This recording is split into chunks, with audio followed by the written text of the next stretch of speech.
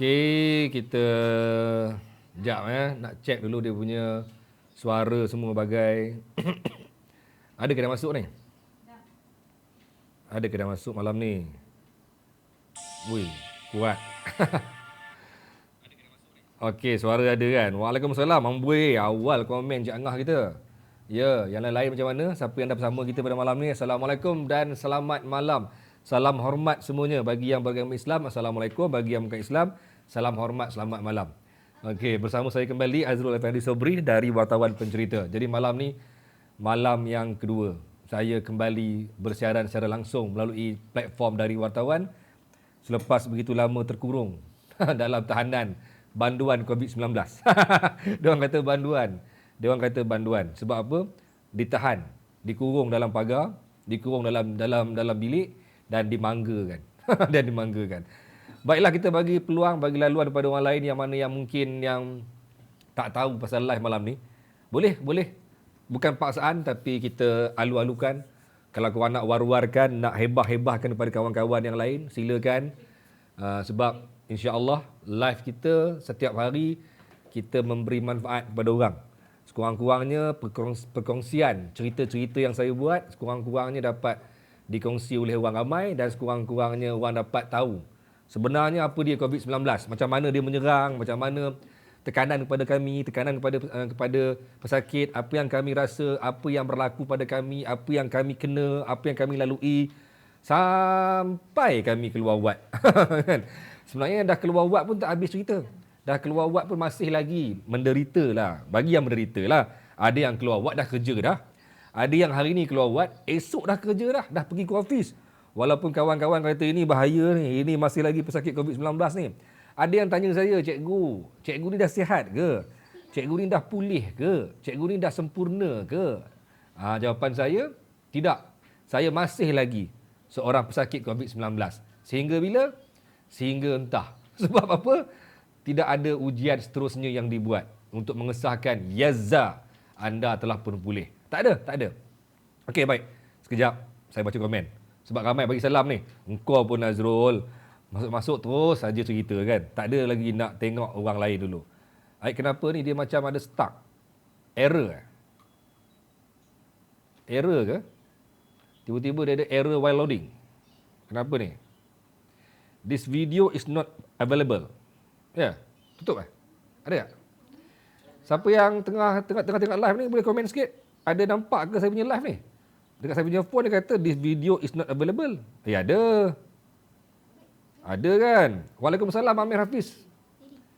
Ada. Ada. Tipulah handphone ni. Okey, baik. Ya, saya pick up komen jap. Ada tips ke makan herba-herba untuk ubat COVID? Ada yang kata banyak mengamalkan minuman lemon dengan air kelapa. Saya ada juga amalkan. Alhamdulillah. Sejak saya balik ke rumah, saya dilayan dengan cukup baik. Wife saya bagi air kelapa dengan air lemon. Ada perubahan yang baik lah sebenarnya. Di samping saya mengamalkan lain-lain perubatan lah. Macam saya mengamalkan minyak bidara yang diberi oleh saudari Hawa Rafar. Bukan Hawa Rafar yang kumpulan elit bukan. Ni Hawa Rafar, dia buat minyak bidara ni, dia bagi saya try. Okeylah, baguslah. Banyak bantulah untuk bagi saya dapat bernapas dengan baiklah. Kalau tidak, susah. Saya bercakap asyik sangkut-sangkut je sebab rasa macam pernafasan ni dia terganggu lah, macam ada benda yang menyekat pernafasan. Baik, okey. Waalaikumsalam Amir Hafiz. Salam cikgu. Waalaikumsalam Hafiz Dominic. Ya, Jasmine. Cikgu saya out dulu nak pergi sana. Nak pergi mana? Jasmine. Nak pergi hospital. Baik, dia alu-alukan. Baik, ada yang tanya saya. Ramai yang sebenarnya PM saya tanya saya macam-macam. Antaranya simptom-simptom. Waalaikumsalam Anwar Rahman. Okey. Ada yang tanya saya pasal simptom-simptom tentang macam mana nak tahu kita ni COVID-19. Jawapan saya mudah je. Jangan simply kata engkau batuk, sesama, hilang dari rasa, confirm COVID-19. Tak. COVID-19 ni, simptom dia ada pelbagai. Lain orang, lain dia punya rasa dia. Ada orang tak rasa apa pun. Ada orang tak ada masalah apa pun. tiba-tiba positif COVID-19. Kalau nak tahu kita confirm ke tidak, hanya dengan ujian. Tak boleh kata, oh dia ni confirm, baru batuk sikit confirm COVID-19. Walaupun di kawasan perumahan kita tu ada 10 orang positif, belum pasti anda positif. Saya boleh buktikan sebab dalam ramai-ramai kawan-kawan saya yang berkunjung ke Sabah, yang balik ke Semenanjung positif COVID-19, ramai sebenarnya yang tak tahu pun dia kena macam mana, dan sekitar landscape kehidupan dia tu, landscape kehidupan bahasa, sekitar masyarakat dia tu, kawan-kawan dia ataupun keluarga dia dekat Sabah, tak ada yang kena pun. Tak ada yang kena. Malah ada yang kena, anak bini di rumah tak kena pun. Jadi jangan kata seorang kena confirm yang lain kena. Baru batuk sikit confirm COVID-19. Jangan simply mengatakan begitu. Sebab COVID-19 ni simptom ni lebih kurang je dengan orang demam biasa. Ada orang demam biasa, batuk juga, sesama juga. Bukan COVID-19 pun. Ada juga orang demam, hilang dia punya deri rasa. Orang batuk, hilang deri rasa. Sama juga. Jadi jangan terus kata, confirm kau ni COVID-19. Oh tidak. Tidak sama sekali. Faham? Ada yang PM saya tanya, Waalaikumsalam Osman, Waalaikumsalam Ayah Kadir, Alhamdulillah. Syah Sarawak, Waalaikumsalam. Demok, Dek Mok. Apa ni? Okey. Budak kampung Sempoi. Baik, Cik Lulu Ismail. Okey, baik. Ada yang PM saya tanya sebenarnya macam mana keadaan di Sabah sehingga menyebabkan, sebab saya pergi Sabah. Saya ni nak kata confirm kena kat mana? Sabah ke? Tak boleh confirm kena kat Sabah. Saya tak sampai hari ni tuan-tuan. Sampai hari ni saya tak boleh kata saya ni confirm kena di Sabah. Tak boleh. Sebab semua kawan-kawan saya pergi Sabah bukan seorang. Saya pergi Sabah dengan 4-5 orang lagi dari Semenanjung ni. Kalau daripada kumpulan NSTP Group saya baru sebut NSTP Group, belum sebut lagi Media Prima Group. Baru sebut NSTP Group.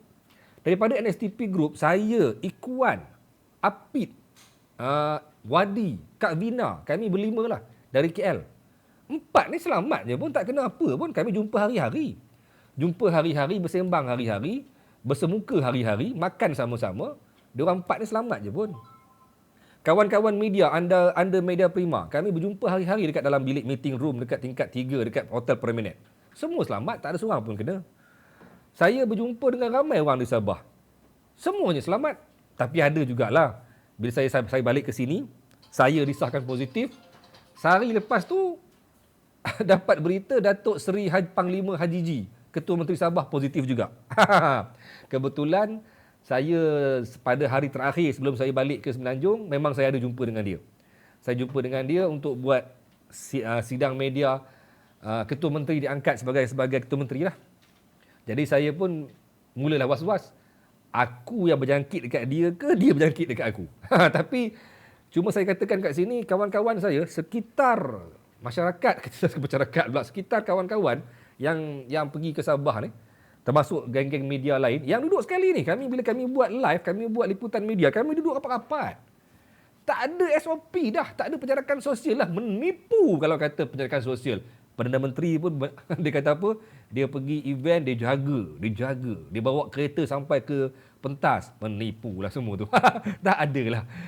So, tak ada penjarakan sosial. Semuanya langgar SOP. Saya ni cikgu COVID ke orang ni pun melanggar SOP kau-kau dekat Sabah. Sebab berapa teruk saya kena bantai dekat dalam laman sosial ketika saya buat live. Dia orang kata apa? Wartawan ni kena samban patutnya ni. Buka mas, langgar habis SOP yang ada. Tapi yang peliknya, semua orang yang saya jumpa, tak ada seorang pun kena COVID-19. Saya balik ke Semenanjung, saya kena. Jadi kat mana punca dia? Saya kena dekat Sabah ke? Atau saya kena ketika dalam flight? Atau saya kena ketika saya dekat airport? KLIA mungkin? Atau mungkin dalam teksi yang saya naik? Tak tahu. Sebab kawan-kawan lain tak kena. Kecualilah kalau ada kawan-kawan saya di Sabah ada yang kena. Okeylah, that's mean tepatlah dakwaan mengatakan saya kena dekat rumah sekian-sekian. Ada yang kata saya mungkin kena ketika saya buat liputan dekat rumah Datuk Seri Syafiq Afdal. Saya pergi ke rumah dia dekat Kota Kinabalu, dekat Likas. Pada hari kedua selepas keputusan pilihan raya negeri Sabah, saya pergi ke sana. Woi, ramai tuan-tuan. Orang punya penuh. Orang Sampurna, orang Tawau, penuh dekat luar rumah dia. Saya syak. Saya mula-mula syak saya kena kat situ. Sebab apa? Sebab pada ketika Datuk Seri Syafiq Afdal keluar daripada pintu rumah, saya serbu. Dengan mask tak pakai ni. Sebab bayangkan, bila Datuk Seri Syafiq Apdal keluar daripada pintu rumah, depan rumah dia, yang dia orang ni menyebut buat apa? Itu kenyataan Datuk Seri Syafiq Apdal kepada pihak media. Jadi orang lain jangan sibuklah. Dia orang ni penuh. Saya ni macam Rambo. Rambo bawa senapang, saya bawa mic. Saya pegang mic, saya kata apa kan? Saya angkat tangan. Media. Saya serbu ni dengan mic ni, saya hulur ni. Saya langgar habis berpuluh orang. Bukan nak sembang belagak lah, tapi itulah dia media. Saya terpaksa redah sebab apa? Datuk Seri Syafiq Apdal berdiri depan pintu. Depan saya ni ada berpuluh orang. Saya angkat mic ni, saya cabut mask ni, saya angkat tangan. Media. Saya redah semua orang. Saya langgar habis semua orang. Saya sampai betul-betul depan Datuk Seri Syafiq Apdal. Saya kata, Datuk Seri sabar, media first. Tapi dah langgar puluhan orang dah. Orang tu buka laluan tapi dah langgar. Sampai-sampai entah siapa bawah ketiak saya, siapa kat atas saya, entah. Pak, kita main hulur tangan je. So saya syak disebabkan Sampurna ni ialah kluster yang paling ramai di Sabah ni. Sampurna dan juga Tawau ni. Saya syak, saya kena kat sana. Saya syak kabur. Ada orang kata kabur Cuba tengok. Tak ada Dia orang kata okey je. Betul ke kabur ni? Kejap, saya berhenti kejap. Komen kejap. Betul ke ada yang kata saya punya view ni kabur? Kabur teruk ke? Sebab tadi dia tunjuk tangan tadi, dia fokus kat tangan dia. Tapi line okey kot. Line okey kot kan? Ada masalah ke dengan line? Semua okey. Cik Lulu okey? Okey je, baik. Sambung cerita. Jadi saya ni pun syak lah. Saya kata aku ni mungkin kena dekat rumah Syafiq Apdal ni. Sebab sana memang banyak sangat kes COVID-19. Bukan di rumah tu. Orang Tawau, orang Sampurna ialah tempat yang paling banyak kes COVID-19. So saya syak, aku ni memang kena dekat rumah ni lah kot. Lepas tu, tapi itu 2 hari sebelum saya balik ke Semenanjung. Kenapa kawan-kawan saya yang saya jumpa dekat tempat yang sama, yang juga jadi Rambo media-media ni, yang jadi Rambo ni, tak ada yang kena pun. Nak kata saya ni terlampau lemah antibody, entahlah juga kan. Betul juga saya ni memang ada sejarah, tuan-tuan. Untuk makluman semua, saya ni tiap tahun masuk wad. Bulan 9, bulan 10 je bila kata angin berubah arah, confirm masuk wad. Sebab apa? Kena influenza. Memang itu dah memang saya punya trend. Saya dah memang trend. Dah cop mohon dah mengatakan Azrul ni setiap tahun masuk wad sebab kena influenza. That's why masa saya mula-mula kena simptom COVID-19, time saya kena kat rumah, saya message, saya bagi tahu, saya call, bagi tahu pada PKD, saya kata saya syak ini bukan COVID-19. Ini influenza. Cik, kita penuh yakin gila. Saya kata apa, saya ni kena influenza ni sebab simptom saya kena ni sama macam tahun lepas. Cik, dengan batuk, menggigil badan semua bagai kan. Tiba-tiba bila keluar result, engkau positif, padan muka. Tapi saya menjawab soalan daripada ada yang PM saya, PM tepi. Fadil Jumah di PM saya. Dia kata, cikgu cuba share sikit pasal environment di Sabah yang menyebabkan, ada tak rasa environment di lain macam? Environment lain macam mana Saya rasa memang lain macam sebab time tu musim PRN, musim Pilihan Raya Negeri Sabah. Memang lain macam lah. Dia kecoh lah, dia panas lah, dia tegang lah, dia gementar lah, dia kacau bilau sebab tak tahu siapa jadi ketua menteri. Jadi dia memang begitulah dia punya iklim suasana dia. Tapi nak kata disebabkan COVID-19 buatkan cuaca jadi macam panas terik ke, buatkan kita rasa macam bernapas tak selesa ke, tak ada. Saya masih lagi belum bersetuju mengatakan bahawa COVID-19 ni dia menular melalui udara, membuatkan udara jadi pelik, lain macam, tak ada. Saya di Sabah, saya pergi semua area kot, tuan-tuan. Saya balik daripada Sabah, tiba-tiba muncul kluster Tuaran. Tahu Tuaran? Tuaran ni ialah tempat yang mana Ketua Menteri Sabah iaitu Datuk Seri Hafang 5 Haji G tinggal. Tempat dia. Don dia. Yang dia bertanding. Tempat pertama saya pergi di Sabah untuk buat coverage di Tuaran. Saya pergi sampai ke rumah dia. Saya pergi sampai ke tempat program dia dibuat. Hancur SOP. Kalau Ketua Menteri nak marah, kalau orang Sabah nak marah saya, silakanlah. Saya bagi tahu awal-awal, saya dedahkan kat sini, SOP di Sabah ke laut gila. ke laut dalam. Tak kiralah parti pembangkang ke, kerajaan ke, parti mana sekalipun, parti yang independen ke, semua hancur SOP. Termasuklah aku yang cakap ni. Hancur, langgar SOP. Kau nak ikut SOP macam mana? Semua sibuk berkempen. Yang wartawan pula sibuk mencari bahan. Jadi apa kaedah nak ikut SOP? Mas yang pakai lama-lama melurut ke bawah. Sebab apa? Lemah. Lemah orang ramai.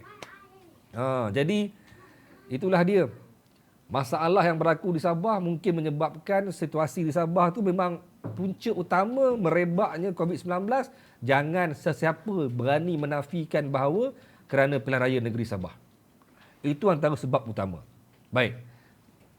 Min Syamin, betul. Haji Ji Dun Sulaman tapi di kawasan Tuaran. Betul. Dun Sulaman. Thank you Min Syamin. Saya petik komen dia. Dun Sulaman, betul. Tapi di kawasan Tuaran. Betul tak? Betul tak? Min Syamin. Baik. Saya tak boleh menafikan kalau orang kata, ya, ini ialah kluster PRN. Syazlan, saya setuju. Mungkin ada wujud kluster PRN. Jangan nak menafikan. Sebab semua orang, siapa nak marah saya, marahlah. Marahlah. Semua orang termasuk saya melanggar SOP. Nak marah, marahlah. Nak kata macam mana?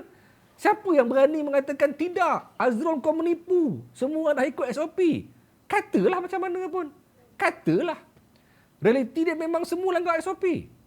Aku langgar, Ketua Menteri pun langgar. Perdana Menteri datang pun langgar SOP. Kau nak kata apa? Syafi'i Afdal pun langgar SOP. Syed Saddiq pun langgar SOP. Semua langgar SOP. Semua. Kau nak kata apa? Kau nak marah aku ni sebab aku ni buat propaganda. Katalah. Aku mengaku semua langgar SOP. Termasuk aku yang bercakap ni. Saya keluar daripada sekolah menengah kebangsaan. Sekolah menengah jenis kebangsaan Chung Hua. Saya keluar sekolah selepas saya buat live.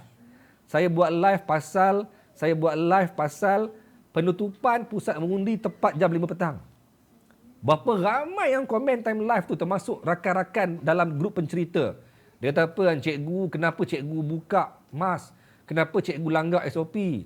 Saya kata kat dia orang, tak ada alasan sebenarnya, tapi saya juga tak ada pilihan. Sebab saya memang tak boleh bercakap pakai mask. Saya dah cuba pada malam keputusan pilihan raya, saya pakai mask.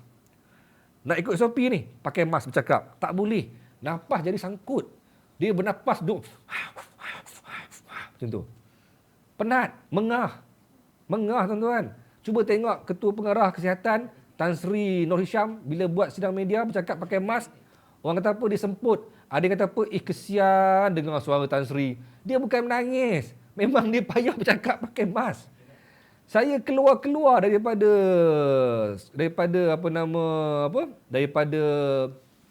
sekolah tu. Orang pertama yang sambut saya di luar sekolah siapa? Pegawai kesihatan. Muda lagi, pakai tie. Dia jumpa saya, tak, dia angkat saya daripada KKM. KKM Sabah. Saya kata, kenapa ya cik? Tadi kami perhati je Cik Azrul ni. Cik Azrul masuk sekolah sampai ke hujung, pergi semua tempat, Cik Azrul buka emas. Cik Azrul melanggar SOP. Cik Azrul tahu tak bahawa buka emas ketika ini salah dan boleh disaman RM1,000? Saya kata, tahu. Tapi saya kena buka, saya tengah buat live. Tidak ada alasan. Tidak ada dalam mana-mana artikel yang membenarkan wartawan buka emas. Dia kata. Saya dah mula gigil lah. Alamak, mati aku. 1,000 terbang malam ni. Petang tu. 1,000 terbang hari ni. Saya pun kata, minta maaf cik. Saya faham tapi saya minta maaf. Saya minta maaf sangat. Kelang kabut minta maaf berpeluh lah. Kita pun risau kan. Sebab apa? Sebab 1,000 terbang ni. Kawan saya yang di tepi dah mula bergerak, berlari, kurang asam korang. Kan? Saya pun kata minta maaf cik, saya janji lepas ni saya pakai mask. Janji tinggal janji. Malam tu bila kata live dekat tempat pengumuman keputusan, dekat tempat Hotel Magellan. Hotel Magellan dekat Sutra Harbour, buka balik mask. Bila pergi jumpa dengan Ketua Menteri interview, buka balik mask. Bila pergi dekat tempat SPR, buka balik mask. Janji tinggal janji. So patutnya memang aku dah kena saman itu hari. Tapi saya cuma nak mengesahkan bahawa biasa semua orang, termasuk sesiapa sahaja yang terlibat dalam pilihan raya negeri Sabah, memang langgar SOP.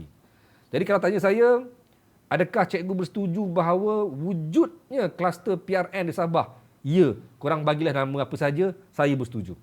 Okey, kembali kepada cerita saya semalam, tuan-tuan. Janji dicapati, janji tinggal janji KRU. Ya, Aparul, thank you Aparul kerana bagi kita ingat balik pasal lagu KRU ni. Okey, baik. Sambung balik cerita semalam, tuan-tuan. Semalam saya berhenti dekat kisahnya apabila saya sampai ke wad COVID-19. Dan apabila saya masuk ke wad 43, saya dah mula rasa macam lain macam sebab saya tak diberi sebarang rawatan pun. Dan apabila saya dipindahkan ke wad 5A, semalam siapa yang follow semalam tahulah. Siapa yang baru masuk hari ni minta maaf, korang mungkin first time dengar celoteh Cikgu Azrul korang ni. Tapi bagi orang yang dah masuk semalam, dia tahu dah cerita dia. Semalam saya cerita, saya masuk ke wad 43, saya pergi ke wad 5A, patah balik ke wad 43 macam hero Tamil loh. Berjalan dengan megahnya sebab apa? I'm back to wad 43. Tapi tuan-tuan, sebenarnya kembali ke wad 43 bagi saya banyak input-input yang menarik. Menarik, sedih, pilu, geram, terkilan, marah, kecewa dengan orang kita. Kecewa dengan masyarakat kita, kecewa dengan ramai orang sebenarnya yang memandang, yang melabelkan pesakit COVID-19 ni seakan-akan macam banduan. Ya, kami macam banduan di situ sebab apa? Sebab kami dikurung. Kami dikurung, tuan-tuan. Tidak ada mana-mana wad dalam Malaysia ni yang pintu pagar utamanya dikunci, dimangga dengan mangga yang hanya dipegang oleh seorang saja kuncinya. Sampai tahap tu. Sebab apa? Mungkin takut orang lari. Siapa nak lari ya? Siapa nak lari ya? Tapi mungkin juga ada orang lari sebab apa? Stres. Sebab engkau bukan dirawat. Engkau hanya dikurung, diasingkan, diisolasikan daripada orang lain supaya engkau tak bercampur dengan orang lain. Jadi mungkin ada orang stres. Saya setuju ada orang stres, termasuk saya sendiri. Darah saya tak pernah pun turun. BP saya sentiasa tinggi hari-hari. Tuan-tuan. Jadi cerita dia, masuk ke wad 43 ni, yes, kami umpama banduan. Sebab apa? Dikunci mangga besar. Siapa tengok saya punya Facebook, nampaklah mangga besar dikunci. Mangga tu kunci dia seorang je pegang. Dia hanya dibuka bila? Ketika ambulan datang tengah malam. Sebab apa? Nak hantar pesakit baru. Kami ni antara pemandangan biasa, kami dah memang biasa sangat. Tepat jam 10 malam ke atas, kami ready tepi tingkap, tengok kalau ada ambulan. Confirm setiap hari ada ambulan sampai. Ambulan akan berhenti di depan wad 43. Dia buka pintu ambulan tapi jangan turun dulu. Tunggu sampai orang datang daripada pejabat utama untuk masuk ke dalam kawasan, buka pintu pagar, barulah pesakit daripada ambulan dibenarkan masuk dalam wad. Sampai ke tahap tu dijaga. Dia tak benarkan pesakit tu melangkah pijak lantai pun selagi mana pintu tak dibuka. Nampak tak? Sampai tahap tu dijaga. Lepas tu, thank you Normadi memberi balik peringatan pasal semalam. Penjarakan 1 meter tu. Baik, sambung balik tuan-tuan. Sambung balik. Okey. Masuk saja dalam wad tu, kunci hanya dibuka bila, tadi saya ulang balik, dibuka pada ketika ambulans sampai dan pada ketika pagi-pagi ketika nak ambil nak periksa blood pressure ni, dia buka, dan pada ketika nak hantar segala tempahan-tempahan Food Panda dan juga Grab Food dan juga Grab. Sebab apa kita orang kat sana walaupun terkurung, tak ada penjara boleh order Grab. Tak ada penjara boleh order Food Panda. Tapi kami dalam penjara. Saya ulang ini inverted comma. Jangan korang kata saya label sebagai penjara. Saya cuma kata seakan-akan begitulah. Dalam tahanan tu kami boleh order Food Panda, kami boleh order Grab Food. Maka orang pun bercakap lah, tengok pesakit COVID, menipu semua ni. Tak sakit pun. Siap boleh order pizza, order KFC, order McDonald, order macam-macam, makan Maggi. Penipu diorang ni, penyakit diorang ni, penipu semua ni. Pandai bercakap, tapi bodoh mengaji. Pandai bercakap, tapi bodoh mengaji. Mengajilah dulu. Kenalah faham pasal pesakit COVID-19. Bukan semuanya bergejala. Yang sihat walafiat, tak ada apa-apa. Apa masalah makan McD? Makanlah. Apa masalah makan KFC? Makanlah. Apa masalah minum air kok? Lantak dia lah. Tapi saya, yang ada gejala, yang ada batuk, yang ada gigil ni, saya tak makan KFC. Saya tak makan McDonald. Saya tak order. Saya tak minum air gas kecuali saya minum air masak. Sebab apa? Sebab aku bergejala. Engkau faham ke tidak? Kan? Okey, kembali kepada cerita tadi. Tuan-tuan, dalam Watt 43, macam-macam perkongsian saya dapat. Selain daripada kami diambil BP ni, bila saya berjumpa dengan kawan-kawan lain, bila melihat riak muka mereka setiap kali lepas ambil BP, baru saya tahulah yang semua orang dalam keadaan stres. Sebab apa? Siapa sahaja yang ambil BP, tidak ramai yang okey BP dia. Majoriti tak okey. Ada yang sampai kena baring ambil BP. Saya antaranya yang kena baring, baru okey sikit, tapi tetap tak okey. Kenapa? Dalam tu tuan-tuan, macam-macam cerita kita dapat. Kenapa dia orang kata saya punya asyik kabur ni? Osman kata kabur balik. Saya berhenti sekejap. Betul ke? Kabur ni. Osman kata kabur balik. Saya berhenti sekejap. Saya tak suka bila saya buat live, orang komen kabur lah, suara hilang lah. Macam seakan-akan macam saya punya live problem ni. Clear, thank you. Bukan saya tak makan McD. Apa Rol? Saya makan McD. Cuma pada ketika itu tak makan McD. Kalau ada orang nak bagi McD, saya makan. Sekarang ni saya makan. Saya makan aja. Tak ada masalah kalau orang nak bagi voucher, saya makan. Okey. Alright. Baik, sambung balik. Kabur background. Kabur background tu memanglah belakang ni background kabur. Okey, baik. Okey. Baik. Okey, sambung balik. Saya bersembang dengan kawan-kawan dalam Watt. Dekat sinilah. Minum air dulu Dekat sinilah bermula pelbagai cerita. Pelbagai cerita tentang masalah yang menimpa pesakit COVID-19. Saya berjumpa dengan beberapa orang, tuan-tuan. Sebenarnya tidak semua orang yang bernasib baik macam saya. Saya ni kiranya amat bernasib baik. Saya ucapkan terima kasih sangat-sangat kepada kumpulan Media Prima. Saya ni bernasib baik. Saya masuk Watt, daripada hari pertama saya dapat mesej daripada pengurusi Media Prima sendiri, Datuk Said. Mesej saya tanya khabar, Azrul macam mana, HR telefon saya tanya khabar, bantu saya isi borang itu ini, bantu claim sok-sok lah apalah, bagi saya rehat. Saya dah keluar Watt ni pun dia kata apa, Azrul rehat di rumah dulu 5 hari, lepas tu Isnin ni kerja dari rumah, tunggu habis PKPB baru pergi office. Dia orang jaga sepenuhnya saya punya kebajikan. Tapi tuan-tuan, ada orang yang tak senasib baik dengan saya tau. Ada seorang sahabat saya, dia ni chef. Dia ni chef dekat sebuah kedai restoran hebat jugalah. Dekat kawasan Bangi ke kawasan Putrajaya, saya lupa dah. Tapi area di sini lah. Hari pertama dia kena COVID, tuan-tuan, dahlah dia dapat result positif COVID-19. Dapat result tu tengah hari, petang pukul 3 dia dipecat daripada kerja dia. Atas alasan majikan kata dia mencalarkan imej syarikat. Apa kebangang abadi bin Bongong. Lantaklah. Saya bagi perkataan dia sangat-sangat kasar bagi majikan dia. Kalau majikan dia dengar ni, sila hadam statement saya ni. Apa kebangang kau ni? Orang yang tengah sakit, yang tengah down, moral dia, mental dia totally down. Sebab dia tiba-tiba dapat maklumat dia sakit.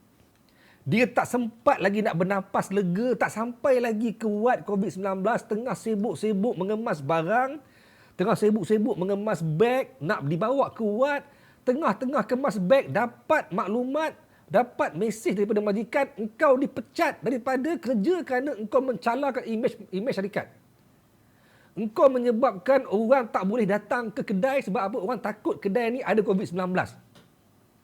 Orang yang kena ni, saya tanya dia, saya tanya kepada chef ni, umur muda tuan-tuan, umur dia baru dalam 25 tahun. Saya tanya dia, engkau kena dekat mana? Kot-kotlah dia sendiri yang cari penyakit. Jawapan dia, saya tak tahu bang saya kena dekat mana. Yang saya tahu, bila saya kena saja, saya cek-cek kawan saya yang satu rumah dengan, bukan rumah, yang saya pergi rumah dia, berjumpa dengan dia pun positif. Tapi selepas kena baru tahu. Bukan dia sengaja pergi jumpa kawan itu selepas dia positif. Tapi selepas tu, dia dibuang kerja dengan alasan dia mencalarkan imej syarikat. Saya jumpa dia, time dia cerita tu tuan-tuan, time dia cerita tu, dia punya down. Saya nampak riak dia, riak yang riak yang apa? Riak yang sangat-sangat kecewa. Dia bercakap dengan saya sampai bergetar ayat dia. Kalau saya pun kecewa.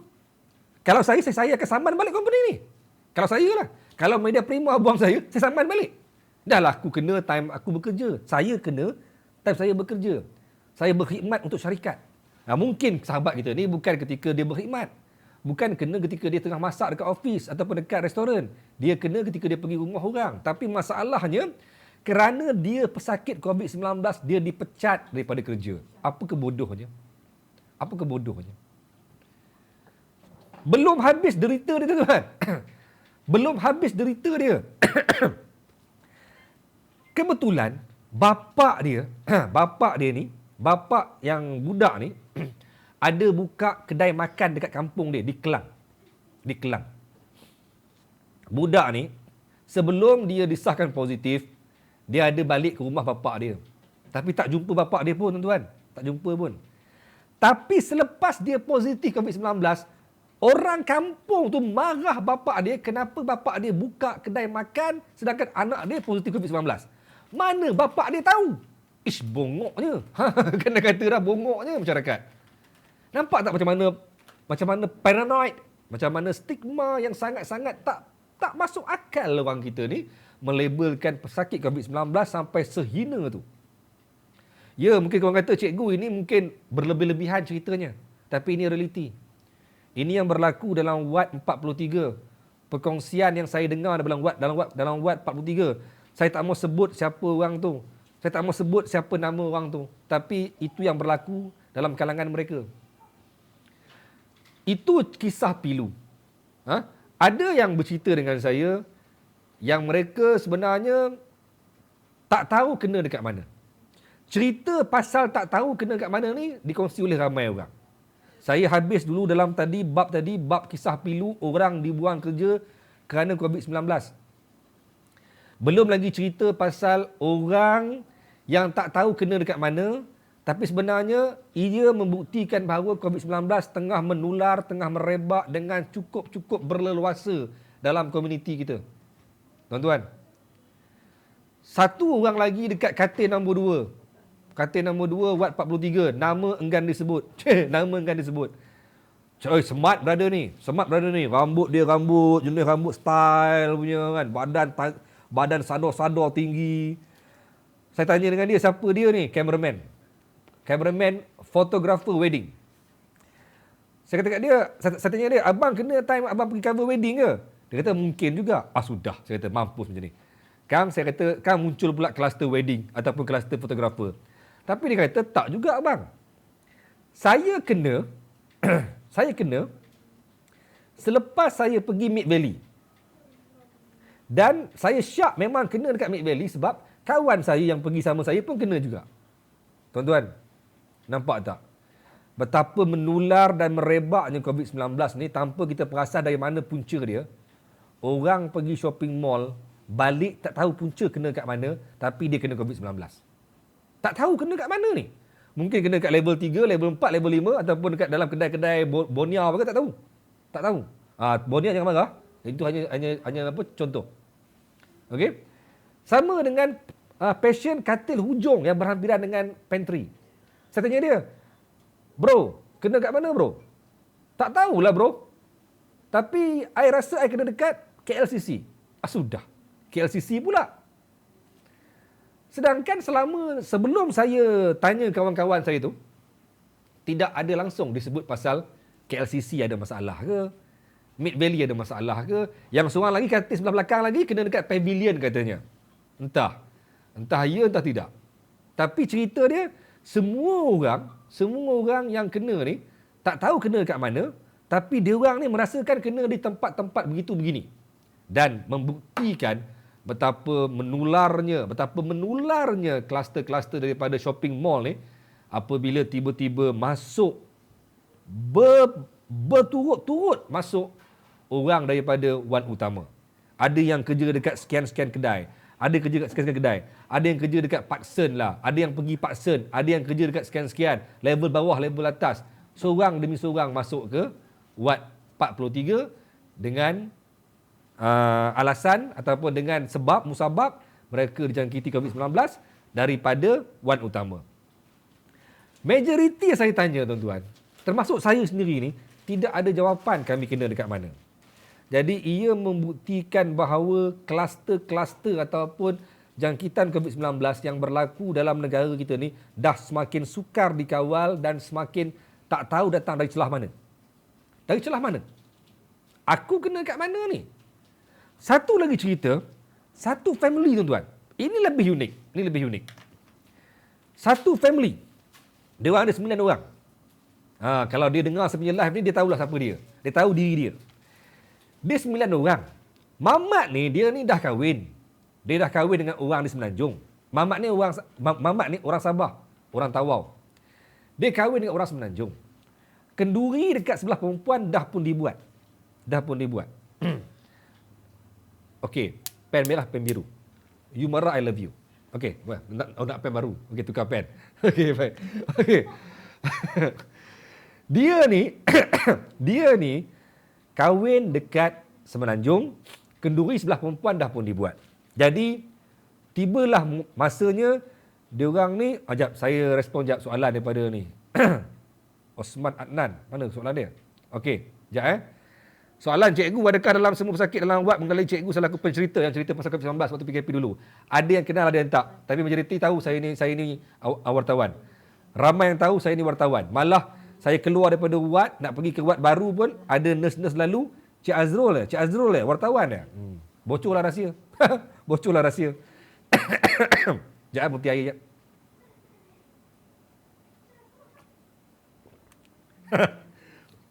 Tiba-tiba keluar pantun pen merah, pen biru. You marah, I love you. Baik. Mamat ni, dia dah buat kenduri dekat Semenanjung, sebelah perempuan. Dah kenduri. Kemudian, kenduri sebelah lelaki ditawau lah. Maka dia orang ni, satu family, termasuklah termasuklah bini dia, mak dia, adik dia semua, berkunjunglah ke Tawau kampung dia orang ni dan buat kenduri di Tawau, kenduri kahwin di Tawau.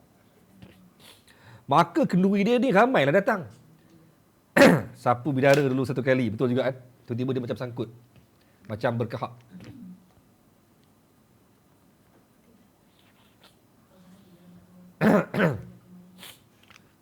Maksudnya menunjukkan bahawa masih lagi ada simptom-simptom yang belum selesai. Berkehak lagi.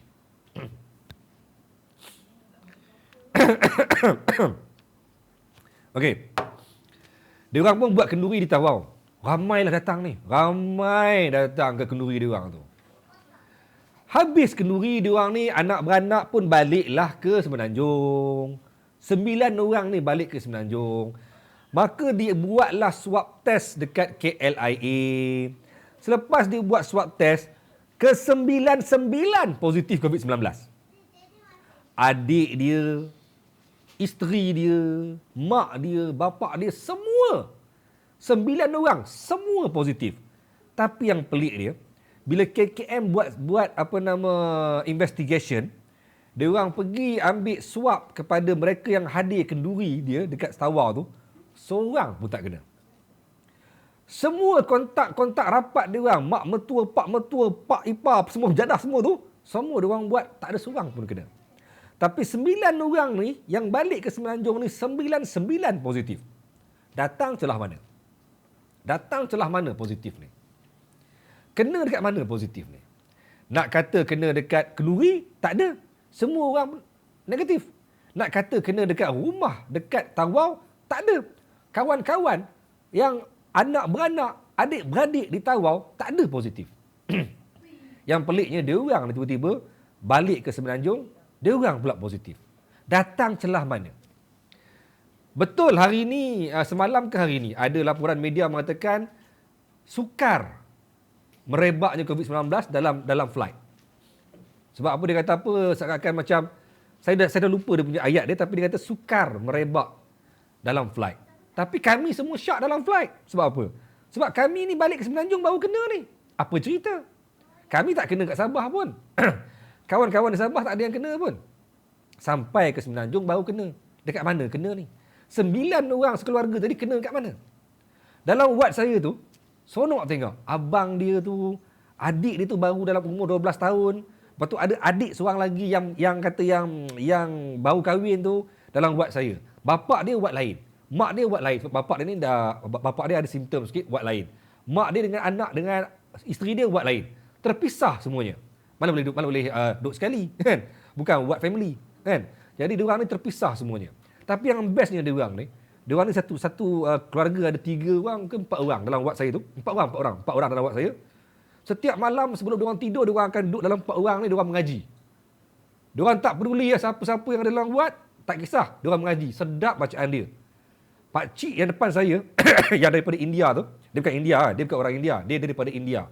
Dia orang Islam lah, dari India. Dah lena ni terbangun balik. Dia kata, apa cik, sedap kan bacaan budak tu? Budak yang umur 12 tahun tu. Sedap bacaan dia. Dia orang akan mengaji bagi tenangkan wad, dan dia orang ni sentiasa menceriakan orang. Dia orang akan berjalan pusing wad, bergurau senda, ketawa dengan orang, ajak orang bersembang kat belakang. Itu antara kawan baik saya dekat wad tu. Antara kawan yang saya selalu bersembang, bercerita pengalaman dia kena COVID-19. Dia pun kata dia hilang dari rasa. Dia kata makan tak rasa, hidu tak rasa, tak bau. Tapi dia orang ni memang punctual. Azan, tepat-tepat kali azan, dia orang sampai ke surau, dia orang semayang. Itulah betapa antara kenikmatan duduk dalam wad COVID-19, tuan-tuan. Korang dekat luar, korang rasa tak? Semua orang takut sekarang ni. Semua orang kata, semua orang menyalahkan kerajaan. Menyalahkan Menteri Agama. Sebab lemah sangat membuat SOP yang panjang komen ni.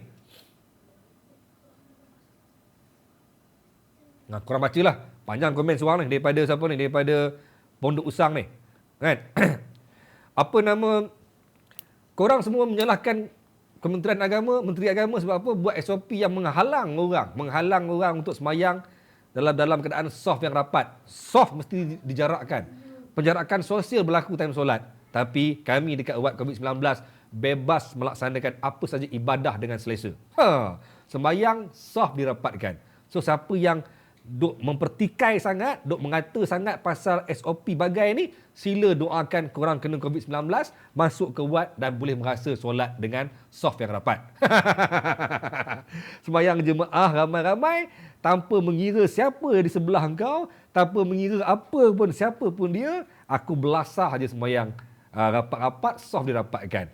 Nampak tak? Dia hilang nikmat rasa, hilang nikmat dari rasa, tapi dapat nikmat solat yang sempurna, yang selesa. Kan? Saya berhenti kejap, ambil nafas, minum air, sambil baca komen. Okey. Air masak pula lah.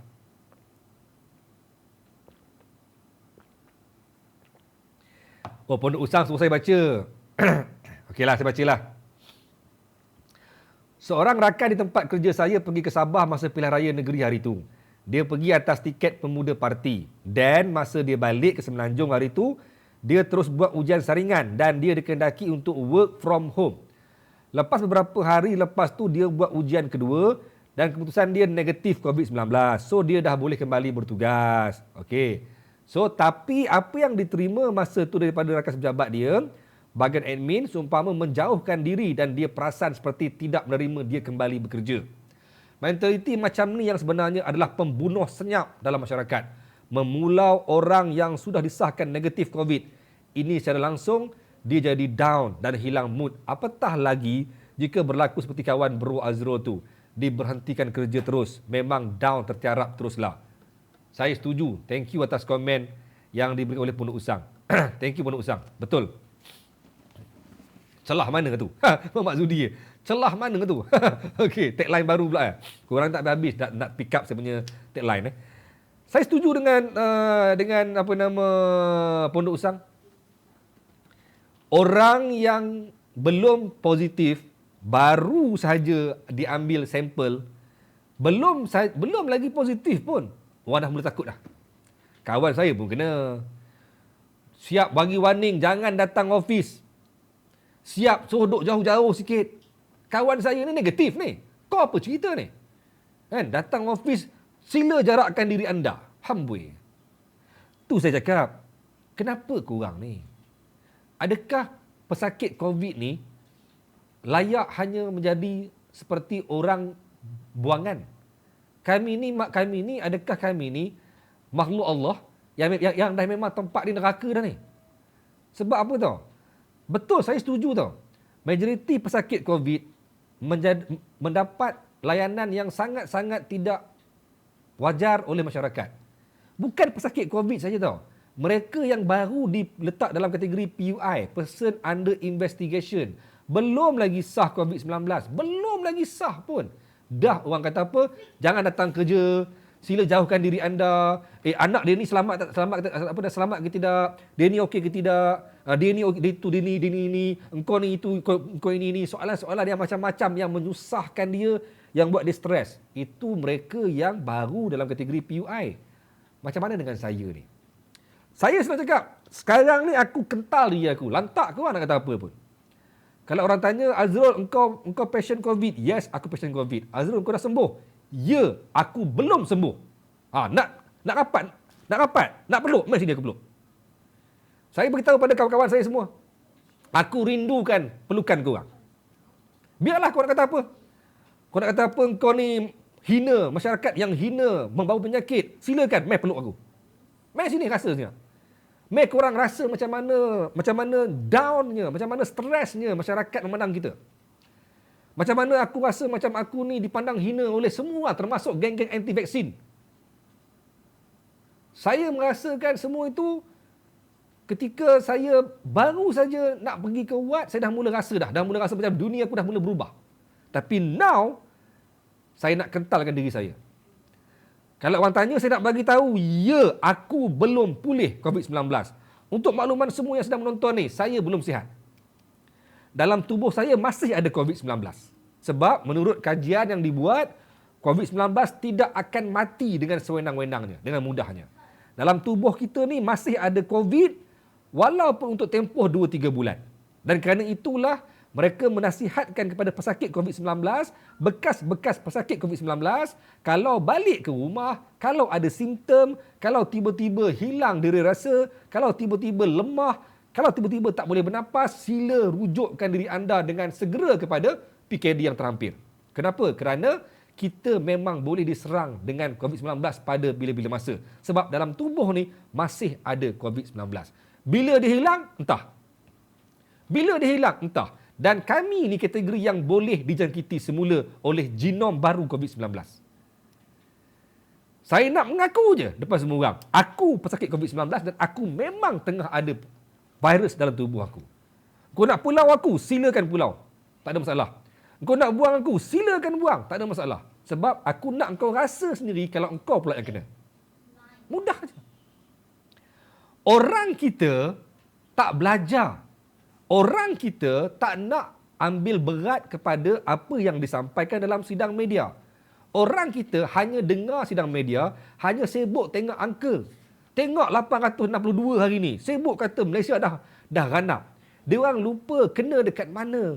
862 tu di mana? Di zon mana? Siapa yang kena? Tak ambil tahu. Yang mereka tahu ialah 862 dah kiamat Malaysia ni. Dan mereka lupa dalam sidang media tu berapa kali dah. Mereka lupa dalam sidang media tu berapa kali dah ketua pengarah memberi penekanan. Apa yang dia bagi tahu dalam dia punya sidang media?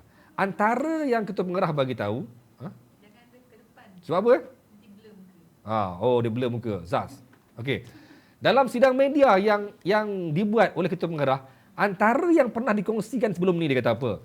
Pesakit COVID-19 memang akan tidak akan pulih, tidak akan hilang COVID-19 dalam tempoh yang lama. Tapi virus COVID-19 dalam tubuh pesakit itu tidak akan menjangkiti orang lain selepas hari ke-10. Selepas hari ke-10. Makna katalah saya ni dijangkiti COVID-19 pada 1 hari bulan 10. Bermula 10 hari bulan ke atas, saya ni tidak akan menjangkiti orang lain dengan virus yang saya ada. Tapi dalam tubuh saya ni memang masih ada virus. Sebab itulah ramai yang kata, saya tak reti nak menjawab. Saya tak reti nak menjawab bila orang tanya, cikgu ni keluar daripada UAT, adakah cikgu telah disahkan negatif? Adakah mereka telah ambil saringan baru? Adakah mereka telah uji darah cikgu? Sebab apa? Orang dalam kategori PUI, wife saya sendiri, dia kontak, taklah rapat sangat pun, tapi kontak lah sebab dia jumpa saya. Tapi dia diambil saringan pertama, lepas hari ke-13, diambil saringan kedua untuk betul-betul mengesahkan dia ni negatif. Tapi kami disahkan positif dalam saringan pertama, kami dibenarkan keluar wad pada hari yang ke-14 tanpa diambil apa-apa saringan macam orang PUI tadi. Tak ada. Sebab apa? Reason dia ialah kami ni memang dah positif.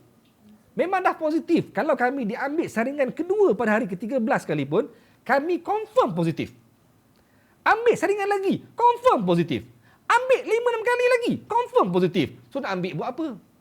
Dah memang confirm positif. Itu yang ramai orang tak faham. Ramai orang tanya, kenapa kami ni dibenarkan keluar tanpa disahkan dulu kami ni negatif? Kenapa kami tak diambil dulu saringan? Kenapa tak diambil darah dulu ke? Kenapa tak dibuat swab dulu sebelum dibenarkan keluar? Supaya kami ni betul-betul clear, bersih daripada COVID-19. Itu cerita dulu. Cerita pada bulan Mac. Pada bulan Mac, tanya Puan Aiza, berapa lama dia dalam wad? 1 bulan dalam wad. Sebab apa? Kaedah dulu, belajar. Belajar. Jangan pandai bercakap, jangan pandai hentam orang je. Belajar pasal COVID-19. Ni cikgu COVID nak cerita ni. Okey.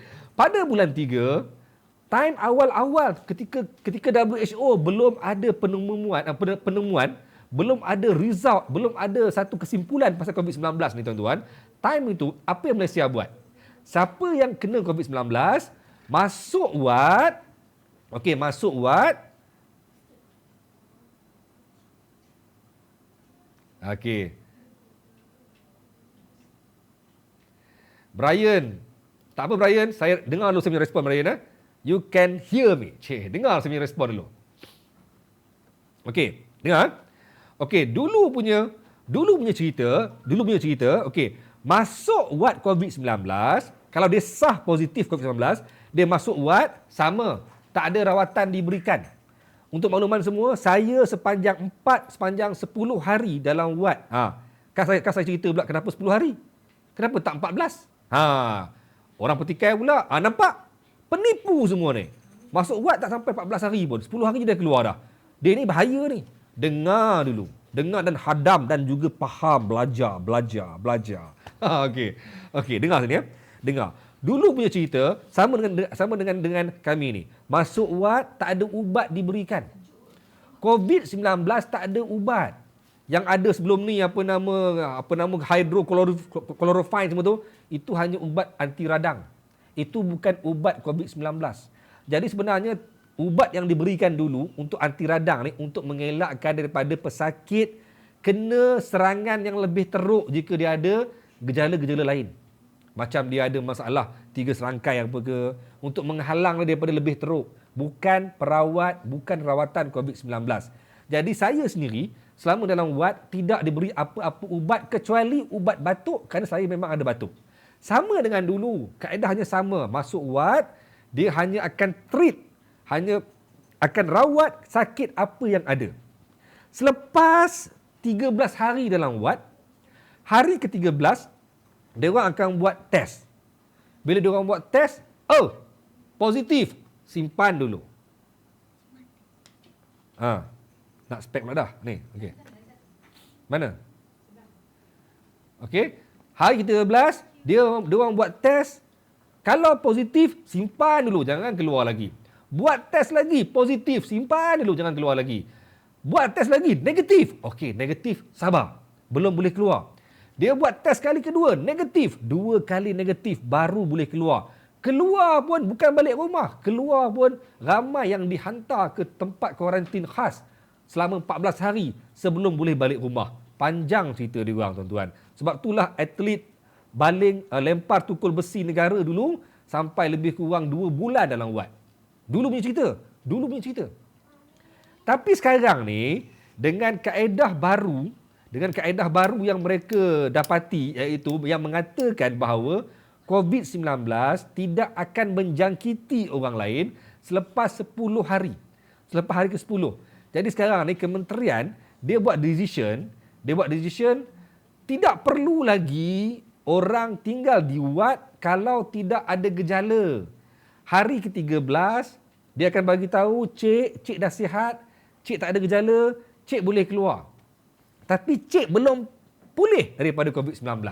Dalam tubuh cik ni masih ada virus COVID-19. Sebab apa? Kan tadi kan saya dah sebut, kalau buat test pun memang confirm positif. So adakah kami nak tinggal dalam wad sampai 30 hari membazir duit kerajaan? Aku ni makan tidur je. Aku ni tak teruk mana pun. Engkau hanya perlu bagi aku ubat batuk je pun. Jadi nak apa simpan aku dalam wad? Baik bagi aku balik kalau penyakit aku ni tak berjangkit pada orang lain.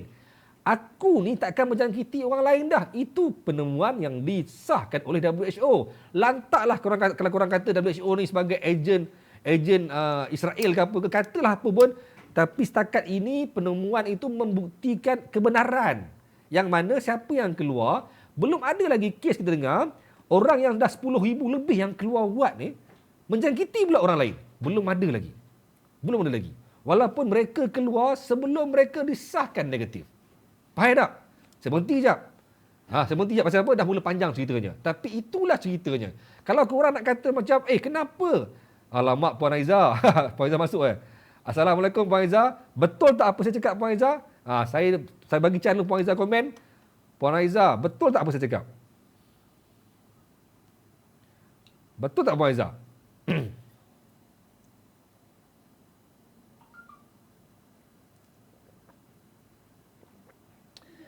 Betul Muhammad Fahmi. Negara lain, dia letak di rumahnya. Dia tak rawat di hospital pun. Duduk di rumah je. Sebab bukan semua orang yang ada simptom. Bukan semua orang perlukan rawatan. Bukan semua orang yang memerlukan rawatan di hospital. Saya setuju kalau Malaysia ni ada kaedah untuk tinggalkan di rumah, untuk letak di rumah pesakit COVID-19, tak payah pergi hospital, boleh je. Boleh sebenarnya. Saya setuju. Boleh je sebenarnya. Okey. Mardiah pun sama mengaku ni. Salah seorang lagi. Betul, saya baru dicah hari ni. Sama macam tuan katakan. Thank you Mardiah. Pesakit COVID-19, jangan malu, jangan segan. Komen. Apa nak malu? Dia nak hina kita. Hinalah. Dengan harapan, dengan kita berdoa supaya korang pula kena. Nak kata orang sangat, korang pula kena. Korang rasalah. Sebenarnya, yang paling menakutkan dalam menjadi pesakit COVID-19 bukan sebab... Sekejap. Latifah Ismail. Sir, you need to read the new WHO latest report. Patient can discharge at day 8. But KKM took invasive measure discharge patient at day 14. Virus cannot infected after day 10 infection. Which country are you referring? Apa ni? Apa maksud dia? Virus cannot infected after day 10 infection. Which country are you referring? Apa ni? Malaysia lah. Tak, sekarang ni Latifah, you need to read the new WHO latest report. Patient can discharge at day 8. Betul? Selepas hari ke-8, dah boleh keluar dah, betul? But KKM, dia ambil langkah yang lebih berhati-hati, dia sampai hari yang ke-14. Betul? Virus cannot infected after day 10 infection. Sebenarnya, WHO kata, 8 hari, dah okey dah. Tapi Malaysia ambil 14 hari. Tapi hospital sekarang ni dia ambil 10 hari. Itulah payah nak cakap. Kan korang kata Cikgu Azul ni belit-belit lah. Ni cerita dia. Amboi. Pening lah nak cakap. Ni cerita dia. Bukan tak baik doa macam tu Cikgu Zai. Saya berdoa bagi mereka yang selalu skeptikal pasal penyakit COVID-19 ni, biar dia rasa sendiri. Tak apa, biar dia rasa. Dia nak sangat rasa, biar dia rasa. Okey Cikgu Zai. Baik, respon pada tadi punya soalan punya tu. Okey, ni cerita dia. WHO punya penemuan 8 hari dah okey dah. Tidak akan menjangkiti orang lain. Okey?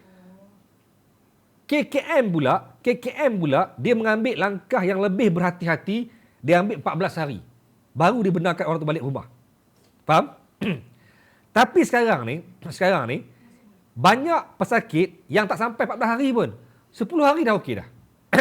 Ramai kawan-kawan saya yang dibenarkan keluar wad selepas 10 hari jangkitan.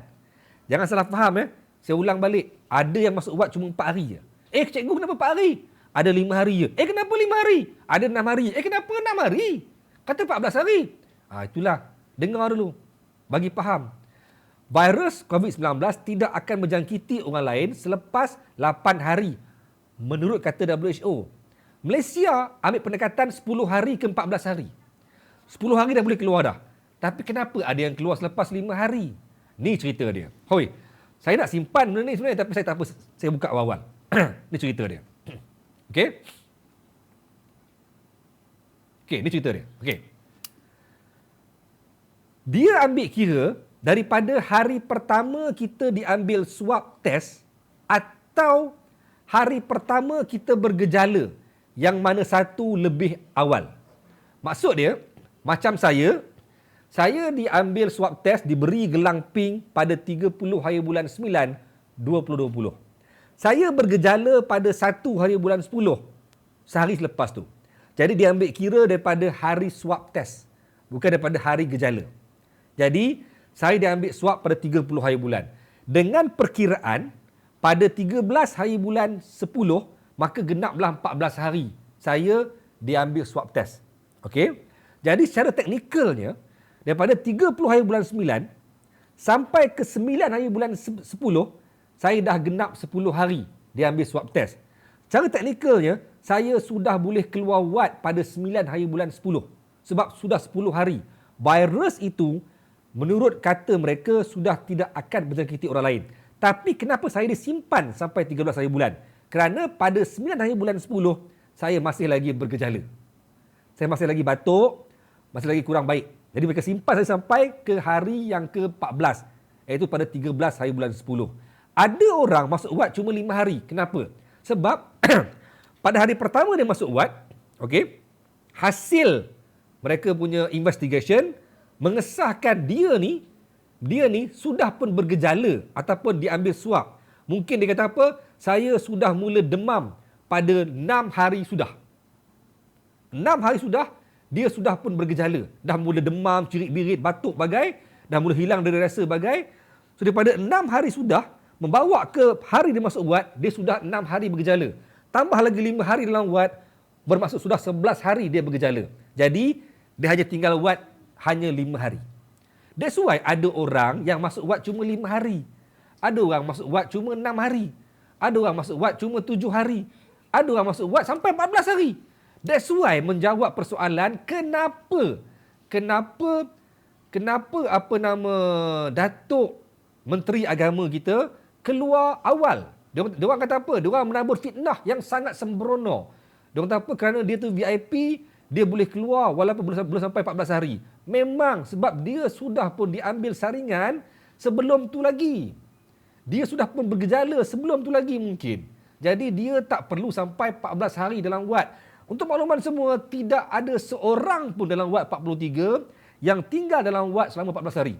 Saya ulang sekali lagi, tidak ada seorang pun dalam wad 43 yang tinggal dalam wad selama 14 hari. Tidak ada. Majoriti tinggal 10 hari, 9 hari, ada yang 5 hari. Saya berhenti kejap. Baca komen. Kenapa? So dia menjawab. Oh, Latifah tolong menjawab. Oh, thank you Puan Latifah. Saya ingat Puan Latifah bagi persoalan. Puan Aiza pun nampak. Ayah saya 20 hari. Saya 10 hari di wad. Tak sampai 14 hari pun. Puan Aiza ni antara yang first batch. Kan Puan Aiza? Puan Aiza antara yang first batch. Kami ni dah sampai ke generasi. Puan Aiza ni senior saya. dalam reunion. Puan Aiza kan? Dalam reunion COVID-19, Puan Aiza ni saya punya senior. Saya junior dia. Tapi Puan Aiza pun cuma 10 hari. Tak sampai pun 14 hari. Tapi Puan Aiza jangan nak tipu. Puan Aiza di kuarantin dekat pusat belia kan. Tak boleh terus balik rumah kan. So panjang juga cerita dia. Puan Aiza sampai tambah lagi 14 hari dekat pusat kuarantin kan. So naya lah. Sebenarnya naya. Kesian orang yang mula-mula dulu. Habis keluar wad, sambung pula kena kuarantin. Naya. Kami ni tak ada. Habis keluar wad, balik rumah boleh pergi. Saya mengaku saya keluar wad hari pertama, saya dah pergi lepak sushi dah. Nak marah aku? Nak marah? Marah lah. Sebab apa? Dalam surat yang saya terima, saya tak buka surat tu. Agak confidential. Dalam surat tu secara jelas mengatakan fit for works. Saya tanya pada doktor, bila saya boleh bekerja? Besok dah boleh kerja dah. Maksudnya keluar wad hari ni, besok boleh pergi kerja dengan virus masih dalam tubuh. Nak rapat dengan aku, nak peluk aku, mari sini. Aku ada virus COVID-19. Nak kutuk aku, kutuklah. Lantak koma lah, lantak mengkema lah. Kan? Tapi doktor ni kata, jangan risau, awak sudah boleh mula bekerja dan awak bebas ke mana-mana. Okey. Awak bebas ke mana-mana dan awak boleh pergi mana-mana pun. Jangan risau, tapi sila amalkan SOP. Sebab dia bukan takut kami ini menjangkiti orang lain. Sebab katanya virus kami ini tidak akan menjangkiti orang lain lagi dah. Tapi virus orang lain boleh menjangkiti kami. Kami masih lagi belum disahkan confirm 100% selamat daripada jangkitan baru. Okey, faham tak faham ni? Zuriati Saidin. Cikgu, apa simptom cikgu ada masa mula-mula ada simptom COVID-19 ni? Simptom dia berbeza Zuriati tau. Ada orang, saya tanya ramai orang tau, dekat wad COVID-19. Tapi majoritinya berkongsi benda yang sama. Hilang deri rasa. Makan tak rasa. Amboi bangganya cikgu. Bukan bangga. Saya geram. Ni, Umi. Saya geram lah Umi. Sebab apa tau? Dia orang duk kata macam, engkau ni dah sihat ke? Tak, aku belum sihat. So apa hal? Nampak macam belagak kan? Bukan belagak, aku geram. Aku nak beritahu kat semua orang, aku belum sihat. Engkau apa hal? Engkau nak kata aku ni pembawa penyakit. Ya, aku bawa penyakit. Kau nak kata jangan rapat dengan aku. Tak sudah, lantak kau lah. Tak rapat sudah. Tak mau rapat sudah. Kau nak kata aku tak mau kawan dengan kau dulu. Tak mau kawan sudah. Sudah, lantak kau orang lah. Sambung pada tadi soalan pasal simptom tu. Lain orang lain simptom dia. Ada orang yang kata dia demam. Saya tak demam. Saya tak demam sampai hari ini. Sekali pun tak demam. Daripada hari pertama saya kena COVID, saya sentiasa bekalkan dengan sebelah katil saya alat pengukur suhu. Bangun tidur je cek. Kadang-kadang frust. Sebab apa tahu? Sebab tafsiran meleset. Aku tengah menggigil. Rasa macam badan tak sihat, rasa macam aku nak demam ni. Cek suhu 36.3. Siap menyumpah benda ni. Penipu ni, salah kot. Marah sebab apa? Sebab tak demam. Sebab rasa macam meleset aku punya tafsiran. Sebab apa? Rasa macam aku demam ni. Cek, tak demam pun. So aku rasa apa ni? So aku tak demam. Tapi ada orang yang demam. Ada orang yang demam teruk. Ada orang tak demam. Saya batuk. Saya, hari pertama saya kena, saya rasa seketul kehak. Macam hari ni lah. Duk rasa macam ada kehak seketul ni. Yang tak keluar. Yang macam dia sangkut. Kehak tu buatkan saya macam saya menekan, cuba keluarkan dia. Tak mau keluar pun. Dia memang takkan keluar. Batuklah kuat macam mana pun takkan, memang takkan keluar. Dan tiba-tiba saya rasa macam, saya dah mula rasa macam shaking, shivering. Saya pakai bahasa shaking. Shaking tu dia apa? Shaking tu shaker kan? Okeylah, tak apalah. Saya menggigil. Dan yang paling membuatkan saya rasa macam sangat-sangat teruk ialah saya rasa sakit seluruh part-part sendi. Lurus badan tak selesa, duduk tak selesa, berdiri tak selesa. Seluruh sendi saya daripada segala part sendi ni rasa macam, tahu tak kalau orang kata demam sendi, lebih kurang macam tu. Demam sendi lah. Demam urat, macam tu. So saya memang tak selesa. Tapi yang menakjubkan, once saya masuk aja ke wad 43, berjumpa dengan kawan-kawan dalam wad 43, penyakit yang saya menderita di rumah tu semakin hilang. Mungkin kerana psikologi kita dah mula bercampur dengan orang-orang yang ada penyakit. So aku ni nak kata sakit sangat pun, engkau pun sakit, sana pun sakit. So saya dapat kontrol mental saya dapat kontrol saya punya sakit tu. Di rumah saya alone, saya jadi macam manja lah sikit. Jadi macam sakit sikit rasa macam teruk. Kan? Tapi bila pergi ke ward, saya boleh kontrol saya punya sakit tu. Sekejap, saya nak petik komen Mr. Afarul ni. Mac Shaker McDonald belum keluar lagi tuan. Okey, baik.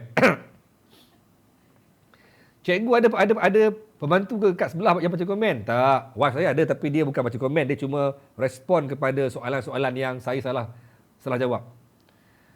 Cikgu ni kelakar lah, terhibur saya. Alamak, kelakar lah pula. Tak kelakar, saya tengah bertegas ni.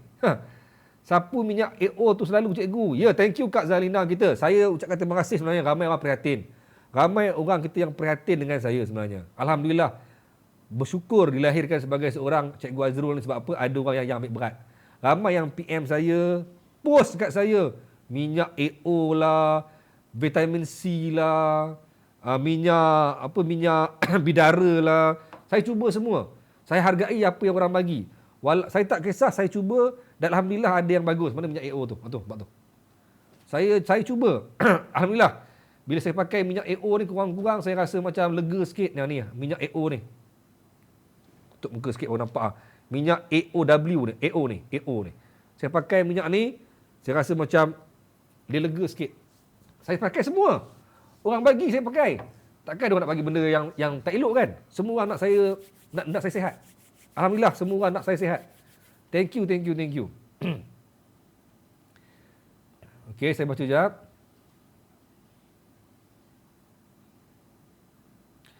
Bro ambil TF. Alhamdulillah few friend dah serius pun sembuh. Saya tahu ramai yang PM saya suruh ambil TF, tapi mahal sangatlah bro. Mahal sangatlah. Transfer factor saya tahu mahal sangatlah. Harga sampai 200-300.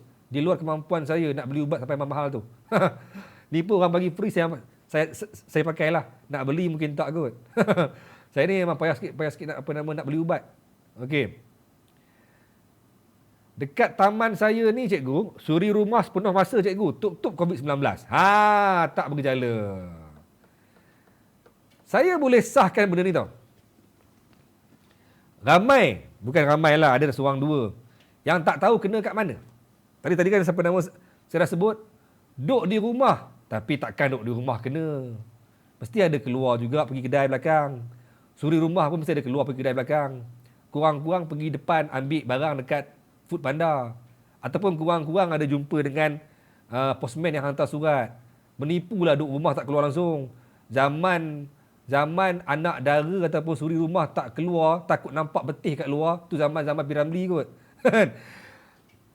Ada orang kata dia memang tak pergi mana pun. Ada seorang ni di Sabah. Dia kata dia pergi Sabah, dia tak pergi mana. Dia hanya balik kampung dia sekejap. Dia balik ke rumah dia, tak pergi ke mana tau. Tak pergi ke mana. Hanya balik rumah sendiri. Ni bukan dongengan. Ini confirm tak tipu punya ni. Okey. Daripada rumah dia pergi ke kebun belakang rumah dia. Hanya kebun sendiri, tak ada orang lain.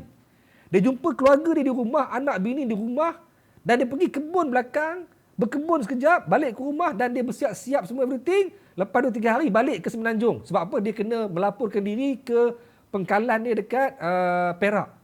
Dekat Gerik Perak. Tak pergi mana pun.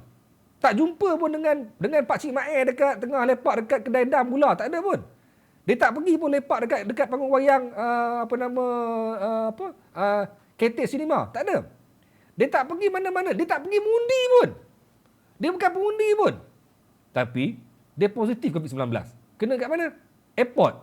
Dia orang kata dekat airport tak boleh menular. Hari ni semalam punya statement kata apa? Tidak mudah berlaku penularan dalam flight. Kena dekat mana? Dia tak pergi mana, hanya pergi kebun. Adakah daun dekat kebun membawa simptom COVID-19? Seperti apa yang dikatakan air laut membawa simptom COVID-19. Sampai nak kena sanitize laut. Sampai ada yang sanitize gunung dekat Sabah. Sebab apa dikatakan ada COVID-19. Gila. Tapi itu realiti dia. COVID boleh transfer melalui angin. Mungkin juga kot, entah. Cikgu nak tanya cikgu dah sembuh, cikgu dah nak sembuh, ada tak muntah dan cerit-birit? Saya tidak pernah kena cerit-birit. Sekali je saya kena. Dekat ward 5A. Saya keluar-keluar daripada tandas, kebetulan doktor tanya, awak ada cerit-birit? Baru tadi. Saya cakap. Baru tadi. Tapi itulah sekali saya kena sepanjang saya dalam COVID-19. Yang lain bukanlah cerit-birit, cuma najis lembut. Tapi bukan cerit-birit. Saya tak pernah kena cerit-birit. Sekali itulah. Saya kata baru tadi. Dia kata, selalu ke? Tak, baru tadi. So okey. Tapi ada orang yang cerit-birit teruk dalam ward saya. Ada tu tadi saya kata simptom dia pelik-pelik, simptom dia tak sama. Simptom dia ni tak sama. Okey, ada orang yang pelik, ada orang yang demam, ada yang tidak. Kenapa gelap? Penyakit dari jin kot. Apa dia? Penyakit dari jin. Wife saya gelak ni dia baca ni. Penyakit jangkitan dari jin. Macam santau lah kalau boleh pi dengan angin. Santau angin tu. Tapi ada yang mengesahkan bahawa COVID-19 boleh menular dalam kawasan yang tertutup, yang ruang udara dia tak perfect. That's why dia orang kata apa? Kerana itulah banyak ward COVID-19 tidak menggunakan aircon. Sebab dia tak nak dia udaranya terperap dalam ruang udara yang sejuk. Tapi ward 5A sejuk gila. Aircon merata. Ward 36 yang saya dipindahkan ke ward 36. Saya ni dengar betul-betul nombor ni. Dengar nombor ni betul-betul. Saya mula-mula di ward 43 di katil 33. Saya dipindahkan pula ke ward 5A. Dan akhirnya kembali ke ward 43. Kemudian dipindahkan pula ke ward 36. Ward 36. Ganas nombor tu. Ward 36, aircon semua. Boleh pula. Ward 5A, ward rawatan pesakit bergejala. Sejuk nak mampus. Saya tarik selimut sebab apa? Sebab sejuk gila. Sampai saya kata apa, aircon ni tak boleh slow ke? Tak boleh, dia centralize. Aduh, sudah. Tarik selimut ni. Dah lah katil tak best. Tilam lama, jenis tilam yang dah mula lembik ni. Bantal rapat. Sakit badan. Saya minta tolong pindahkan saya ke ward 43. Sebab apa? Sana katil baru. Tilam baru. Walaupun tak ada aircon, lagi best. Lagi best. Lagi best ward 43. Selesa walaupun tak ada aircon. Tak apa. Tapi tuan-tuan, sambung balik cerita tadi. Berjumpa dengan kawan-kawan dalam ward 43 sebenarnya macam-macam cerita dikongsikan. Tapi majoriti tak tahu kena dekat mana. Ada seorang tuan-tuan, seorang ni lagi pelik. Now siapa boleh jawab dengan saya? Semua orang sibuk dengan penjarakan sosial. Kena ada penjarakan sosial. Kalau tak jarak, bahaya. Apa cerita dengan seorang sahabat saya ni? Katil nombor 41. Dekat ward 43. Seorang lelaki lah, takkan perempuan, ward saya kan. Lelaki berusia 30-an. Dalam kluster Meru. Sebelah katil saya. Hulur tangan sampai. Tak jarak pun, dekat sebelah je. Kan? Mamat ni selalu hilang. Hilang sebab apa? Sebab dia selalunya akan bangun, pergi lepak dekat luar sampai 2-3 pagi. Lepak dekat luar, isap vape. Jangan beritahu orang. Dia orang ni selama je isap vape. Dia orang ni sihat walafiat selama isap vape kat luar. Baik. Sebelah saya. Dia kata, dia kena dekat satu majlis jamuan. Jamuan syarikat. Meru ni, kluster Meru ialah kluster dalaman syarikat. Punca dia bila kata ada seorang bos kena, dia pergi meeting dengan lain-lain syarikat. Dia orang ni ialah syarikat event management. So dia orang pergi ke syarikat A meeting, kena kat sini. Syarikat B meeting, kena, maka menularlah seluruh kawasan Meru Kelang ni dengan kluster Meru ni sebab Mamat ni dah pergi ke meeting. In that case ni, dia pergi ke pejabat, ke tempat kawan saya ni, sahabat saya ni. Dia pergi ke jamuan selepas meeting, jamuan lepas meeting. Dia duduk sini. Okey? Sebelah dia ada bos lain lah. Sebelah dia. Sebelah kiri dia ada bos lain. Okey? Selepas bos lain tu, baru ada kawan saya ni. Jauh tuan-tuan, jauh. Jarak lebih kurang 2 meter kot. Tapi yang menariknya, bos sebelah dia tak kena pun COVID-19. Kawan saya tu kena. Sekarang apa cerita pasal apa nama? Penjarakan sosial. Kena macam mana? Macam mana kena? Mungkin pada sentuhan gelas, sentuhan cedok nasi ke. Nampak tak? So jangan pandang remeh benda ni. Jangan kata, oh COVID-19 ni hanya merebak jika kita rapat. Tak, kadang-kadang pegang senduk nasi pun boleh kena tau. That's why dekat Sabah, banyak kedai yang saya pergi, diorang buat peraturan nak cedok nasi kena pakai glove. Diorang buat glove pakai buang. Kami kena pakai glove, cedok nasi dan buang glove tu balik. Jangan share glove yang sama. Sebab apa? Boleh berjangkit dengan ada sentuhan kepada alat yang dipegang. Okey. Satu cerita lagi. Jangan menafikan. Saya mengesahkan di sini bahawa wujudnya kluster melibatkan VIP bertaraf menteri. Tapi tak didedahkan wujudnya kluster ini. Tapi saya jumpa dengan pesakit-pesakit dalam Wad 36 yang mengesahkan mereka kena ketika pergi ke majlis menteri itu. Yang menarik dia, ketika menteri ini sah COVID-19 tuan-tuan. Menteri ini diiring ke pentas, duduk di pentas, bagi sumbangan, bagi apa semua kepada masyarakat kat sana. Sebelah dia kiri kanan ialah VIP, ialah bos-bos besar juga ni. Tapi bos besar ni tak kena COVID-19. Yang kena siapa? Staf bos besar ni. 17 orang dijangkiti COVID-19.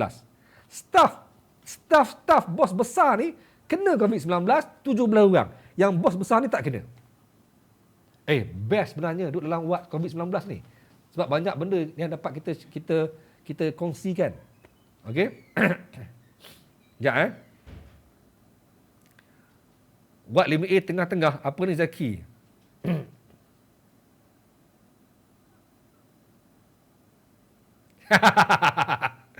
Janganlah, kesianlah. Dia orang ni, dia orang tak sakit sangat. Dia orang siap order apa? Flavor dekat Foodpanda.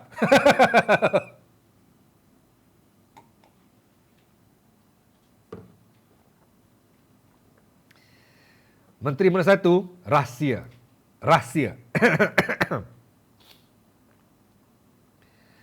Okey, jap saya baca komen jap. Apa maksud Zaki Mahmud Wad 5A tengah-tengah?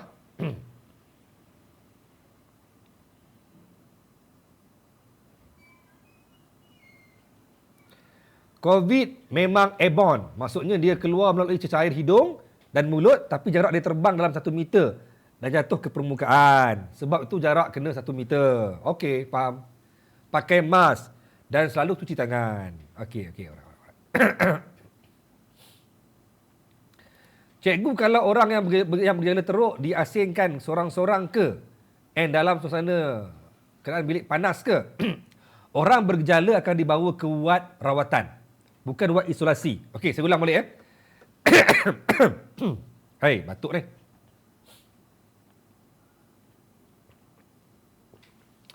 Orang yang yang kena COVID-19, yang tidak bergejala akan ditempatkan dalam wad isolasi, wad pengasingan. Tak ada rawatan. Apa rawatan pun tak ada. Dia cuma cek suhu, cek kita punya BP dengan suhu. Tapi apabila kita bergejala, kita akan dihantar ke wad rawatan. Di mana? Kalau di Selangor ni, kalau di Sungai Buloh tu, wad isolasi ialah di Pusat Kawalan Kusta Negara. Tuan-tuan, sekarang ni seluruh PKKM telah pun di-convert menjadi wad COVID-19. Wad isolasi. Dan di Hospital Sungai Buloh sebelah PKKM telah di-convert keseluruhan bangunan menjadi wad rawatan COVID-19. Bermaksud, siapa yang ada gejala, siapa yang berisiko akan dihantar ke Hospital Sungai Buloh. Siapa yang tidak bergejala, siapa yang sihat, yang hanya perlu diasingkan akan diletakkan di wad pengasingan di Pusat Kawalan Kusta Negara. Faham? Hafiz AR, cikgu tak baca komen saya. Tak sempat. Terlepas lah. Saya bercakap, saya tak baca komen. Sorry lah. Saya berhenti kadang-kadang. Mana saya nampak tu kira luck lah. Okey. KKM kalau ada wartawan yang masuk ke wad, asingkan jauh-jauh sebab semua rahsia yang berlaku kat wad akan diceritakan. Apa masalah? Sampai bila nak berahsia? Batuk lagi. Sama-sama. Kahak. Cikgu dalam live ni ada cilok-cilok yang usia jodoh. Belantak dia orang lah. Okey, baik.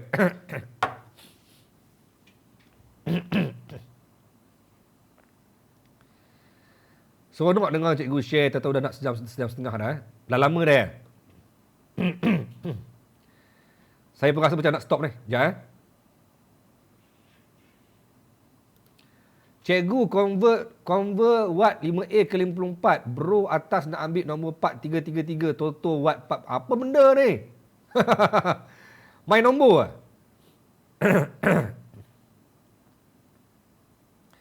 Faham Osman? Thank you Osman.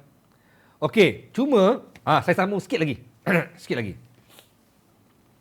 Dari watt 43 tuan-tuan. Saya ni sebenarnya senior tau. Saya ni sebenarnya senior watt 43. Kawan-kawan saya tahulah dia orang gelak lah kalau dengar ni. Sebab dia orang ni saya ni malang tuan-tuan. Saya daripada watt 5A, saya minta balik ke watt 43. Saya dah menyampah di watt 5A, boring gila. Turun katil, toilet katil. Katil, toilet katil. Boring gila tuan-tuan.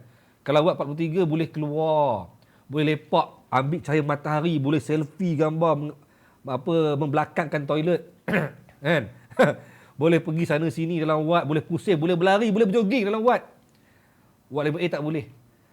Saya ni sampai ke tahap dah mula rasa macam aku ni senior sebab apa? Sebab ketika saya dipindahkan semula ke watt 43, saya punya seronok sebab apa? Sebab dapat jumpa balik dengan kawan-kawan.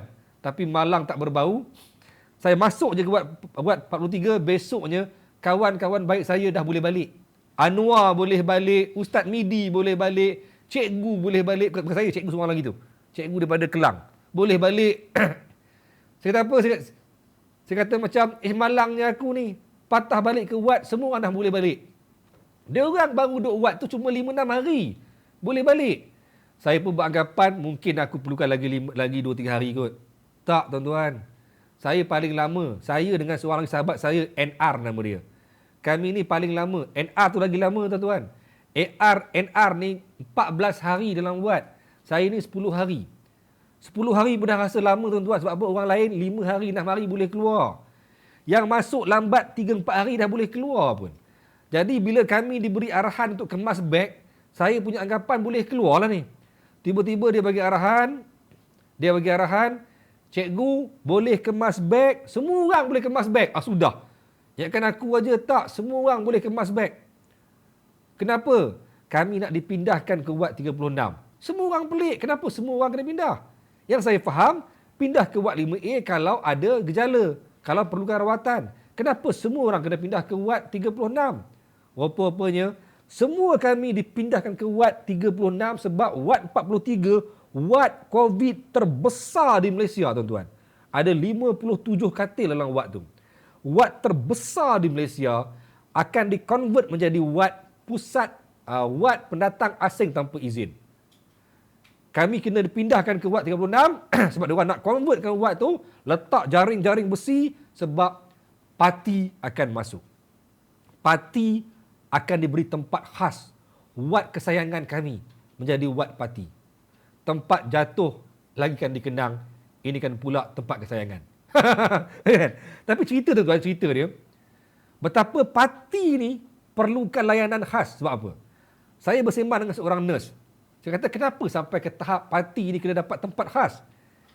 Dia kata apa? Cik nak ke duduk sekali dengan parti? Bergaduh kan? Dia orang tu degil. Saya dengan lagaknya kata apa? Gaduhlah try. Ni tanah aku, ini bumi aku ni. Try lah gaduh. Cik belagak. Rupanya bukan setakat gaduh tuan-tuan. Ada cerita sebaliknya. Dulu, masa awal-awal COVID-19 ni, parti ni pernah ditempatkan 1 watt dengan pelajar tahfiz. Kesian dengan anak-anak tahfiz ni. Duk 1 watt dengan parti, apa jadi tuan-tuan? Cerita dia, parti-parti haram jadah ni, dia orang ni kencing atas lantai. Dia orang menyemak, buat semak, merosakkan premis, merosakkan aset, kencing atas lantai sampaikan budak-budak tahfiz nak sembahyang pun susah. Menyebabkan bergaduh katanya sampai pecah ceramah tingkap bagai. Dan akhirnya KKM terpaksa buat keputusan tidak boleh lagi dicampur parti dengan orang-orang awam. Kerana itulah kami ini dipindahkan ke Wad 36 untuk bagi tempat yang istimewa. Wad yang paling special di hati kami. Wad 43 sekarang ni telah pun diletakkan jaring besi, jaring dawai berduri untuk menjadi wad parti. Dan ia membuktikan bahawa kes parti bertambah. Sebab apa? Kenapa tiba-tiba diwujudkan wad khas untuk parti? Wad yang sangat besar untuk mereka. Kenapa? Membuktikan walaupun tidak disededahkan kepada kami semua, membuktikan parti yang positif COVID-19 semakin ramai. Dan pada 13 Oktober ketika saya dibebaskan daripada tahanan sebab orang katakan sebab orang pandang kami ni macam banduan. Ketika saya dibebaskan dari tahanan, saya lalu dekat Wad 43 penuh anggota rela berkawal kat sana. Membuktikan memang ramailah parti yang ditempatkan di Pusat Kawalan Kusta Negara. Dan saya difahamkan juga, menurut kata nurse kat sana, rumah kusta yang saya pernah buat pembongkaran dulu, saya pernah bongkar dulu pasal rumah kusta yang dijadikan sebagai tempat parti berlindung. Dia orang menceroboh dan jadi kampung dia orang. Sekarang ni sedang dikonvert, diubah suai menjadi wad isolasi COVID-19. Bermaksud bersedialah. Lepas ni mungkin jika Pusat Kawalan Kusta Negara penuh, rumah-rumah lot yang ada di tempat kusta tu akan menjadi tempat isolasi pesakit COVID-19. Korang mungkin tak tahu macam mana rumah tu, saya tahu macam mana rupa dia. Dia ialah satu rumah yang bila masuk dalam pintu ada ruang kecil dan ada dapur kecil, di belakangnya ada toilet. Hanya boleh muat sekitar 4-5 orang satu rumah. Dan jika benar dakwaan itu, saya rasa Malaysia telah bersedia untuk menggunakan apa sahaja aset yang ada untuk membolehkan pesakit COVID-19 diberi tempat isolasi yang tepat. Walaupun saya masih lagi tidak bersetuju pesakit COVID-19 diletakkan di wad pengasingan. Sebab bagi saya, pembaziran. Jika tak ada gejala, jika dia itu sihat, saya lebih bersetuju dia diasingkan di rumah sendiri dengan kaedah yang tepat seperti diberi gelang GPS sebagai, supaya dia tak keluar rumah. Boleh sebenarnya tuan-tuan, boleh. Lebih menjimatkan kos daripada meletakkan mereka mencari tempat yang sesuai, yang sempurna, nak tempatkan mereka di wad isolasi bagai. Okey? Berhenti jap. Rumah tu horror, betul. Betul Lan. Bukan dekat rumah tu tau. PKKN pun horror tau. Saya terkejut bangun pukul 4 pagi. Saya tanya orang sebelah ni, yang tadi yang member yang sub vape tu. Gatal lagi kau pergi sub vape tengah malam. Saya tepuk dia. Saya kata, kenapa tadi kau hilang pukul 2.30 pagi? Oh, saya pergi lepak kat luar. Tak rasa sejuk kat luar. Mula-mula okey. Tapi lepas tu aku lari masuk bilik, aku terus tarik selimut. Kenapa? Dengar bunyi budak bayi menangis. Lepas tu, tanya orang sebelah sana pula. Betul, dia pun dengar bunyi bayi menangis. Lepas tu, time saya buat live, ada orang kata nampak kelibat, nampak bayang-bayang di belakang saya, bayang-bayang besar sedang perhati saya. Saya kata, iyalah, yo all lah korang ni. Tapi tak boleh kita nafikan. Pusat Kawalan Kusta Negara telah lama ditinggalkan. Kes kusta dah lama berlalu.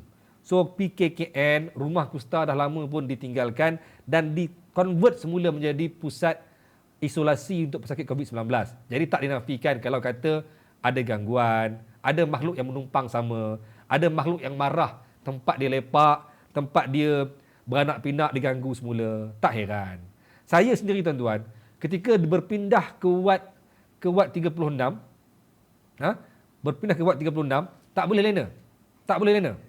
Saya rasa macam mimpi-mimpi yang pelik muncul. Mungkin kerana saya tengah-tengah tak sihat, mungkin. Okey. Cerita hantu pula kan, selingan pasal Wad tu. Okey tuan-tuan. Saya rasa saya tadi start pukul 9.30. Dah pukul 11, saya dah kata saya tak boleh bercerita macam dulu lagi. Saya tak mau bercerita sampai 2 jam macam dulu. Saya kena stop dekat sini dan insya-Allah kalau saya ada kelaratan, kalau ada kesempatan malam besok, saya nak bercerita pula tentang apa kenikmatan pula menjadi pesakit COVID-19 yang korang tak rasa.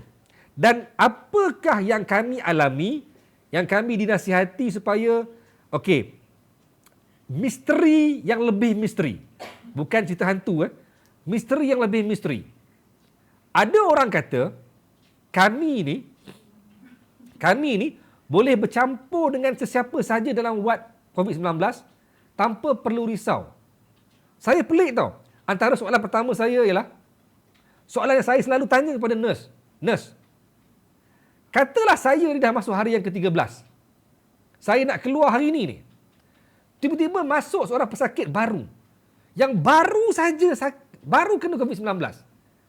Ada tak kemungkinan saya ni boleh dijangkiti semula oleh dia yang tengah fresh COVID-19? Dia kata, oh tak ada masalah. Sebab kita semua, korang semua ni pesakit COVID-19. Tapi sebaliknya, saya bertanya pada seorang doktor pula. Doktor tu kata, yes, ada kemungkinan awak boleh terjangkiti semula kerana genom yang lain.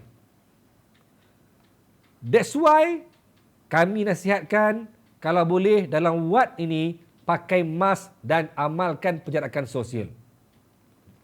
Itu kata dia. Tapi tanya pula kepada orang lain, kenapa kami dibenarkan solat dalam keadaan yang rapat-rapat? Tak perlu jarakkan soft. Oh, tak ada masalah. Sebab you all semuanya pesakit COVID-19. Tapi dinasihatkan pakai mask sebab kalau time sujud, sejadah tu mungkin sejadah yang disentuh oleh pesakit COVID-19. Tadi kata tak ada masalah. Kenapa rapatkan soft boleh, sujud di tempat yang ada kuman tak boleh pula? Bila kami lepak makan, datang seorang doktor, saya tanya, doktor, saya perlu pakai mask ke dalam wad ni? Oh, tak perlu. Sebab semua korang ialah pasien COVID-19. Tapi korang kena pakai mask sebab takut saya yang dijangkiti. Maksudnya, takut doktor tu yang kena. Sebab dia bukannya pesakit pesakit COVID-19. Tapi datang pula doktor lain, seorang doktor Cina pula. Saya tanya dia, doktor, perlu tak saya ni pakai mask dalam wad? Perlu sebab you dah hampir pulih. Orang lain yang masuk ni belum lagi pulih. Pelbagai persoalan yang menggelirukan sebenarnya. Yang sampai hari ini menjadi misteri Nusantara. Saya akan ulas besok dalam segmen saya besok. Cuma sekarang ni saya tengah pening kepala, saya tengah stres nak siapkan idea menghasilkan buku Cikgu COVID Kena COVID. Tajuk dah ada, isi belum ada. Saya mencari sebenarnya siapa yang nak bagi saya idea. Ramai tuan-tuan, hari ini 30 orang PM saya nak jadi rakan kerjasama, rakan kolaborasi untuk nak tolong tuliskan cerita saya. Tapi sampai hari ini sampai sekarang ni saya belum mendapat satu idea yang tepat ke arah mana cara ceritanya. Macam mana saya nak buat buku ni jadi lebih menarik. Silap akhir bulan cancel, tak nak buat. Pening. Saya ada cerita yang menarik tapi saya tak tahu macam mana nak jadikan dia menarik.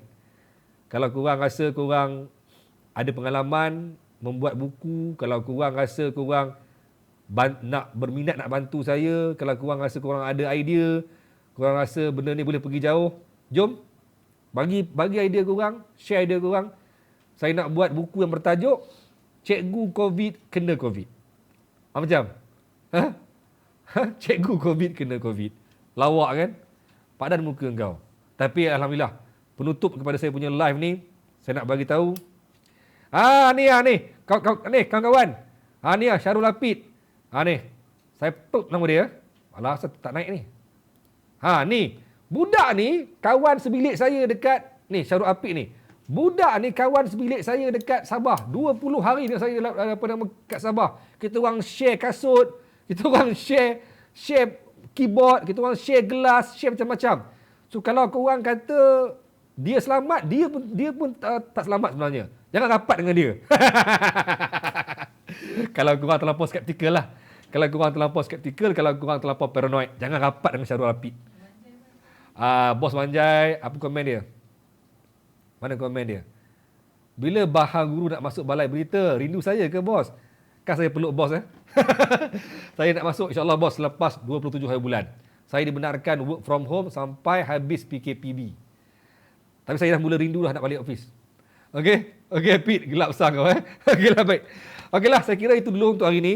Kita jumpa lagi esok malam insya-Allah. Saya akan cuba buat live 4 hari ke 5 hari berturut-turut untuk nak sharing dengan korang semua sampai saya dah habis idea. Buat masa ni banyak lagi saya boleh share pasal pengalaman cikgu COVID kena COVID. Okey? Kalau korang nak bagi pendapat korang, silakan teruskan bersama. Jangan lupa bagi mereka yang baru follow saya, masuk dalam grup Diary Wartawan Pencerita dekat Telegram. Okey? Keep sharing dan insya-Allah ia akan menjadi manfaat kepada semua orang. Saya harap semua orang dapat manfaat daripada apa yang saya sampaikan ini. Sehingga kita berjumpa lagi insya-Allah kawan-kawan semua. Assalamualaikum dan salam pencerita, salam ukhuwah, salam dakwah, salam Islamiah. Assalamualaikum.